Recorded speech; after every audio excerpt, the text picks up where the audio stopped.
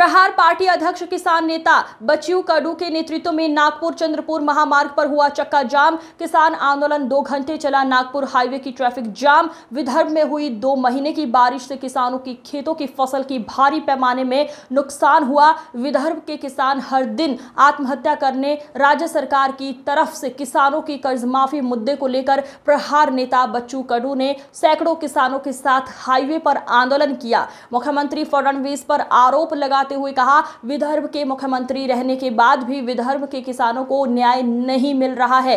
जब तक किसानों की मांगें पूरी नहीं होती तब तक हमारा आंदोलन रोज हर जिले में जारी रहेगा। इस आंदोलन से किसान सरकार को झुकाकर रहेंगे।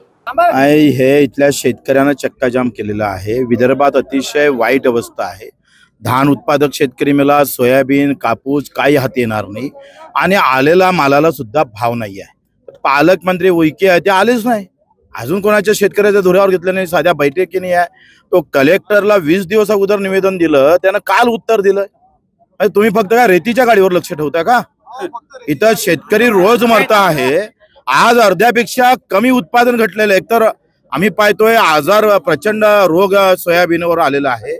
बियाणं चुकीच्या पद्धतीने दिल्या गेले। मुख्यमंत्री विदर्भातला आहे, इथून 100 किलोमीटरवर मुख्यमंत्र्याचं घर आहे आणि मुख्यमंत्री सुद्धा यावर साधा आढावा घेत नाही, बोलत नाही।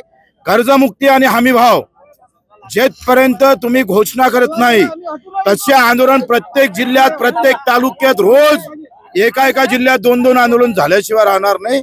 त्याची सुरुवात आम्ही पाहतोय कालपासून यवतमाळला झालंय, नंतर आता आम्ही पाहतोय चंद्रपूरला आणि 28 ऑक्टोबरला पूर्ण महाराष्ट्रभर जिथं जागा भेटन तिथं चक्का जाम करू आम्ही। 28 ऑक्टोबरला कर्जमुक्तीची घोषणा करा। तुम्ही सांगितलं होतं ना सोयाबीनला 6000 देणार म्हणून, आणि आता 5328च्या खरेदी केंद्र सुरू करत नाही आहे। तुम्ही कधी करणार आहे खरेदी केंद्र सुरू? आलेल्या सोयाबीनला किमान भाव तरी भेटणार आहे का?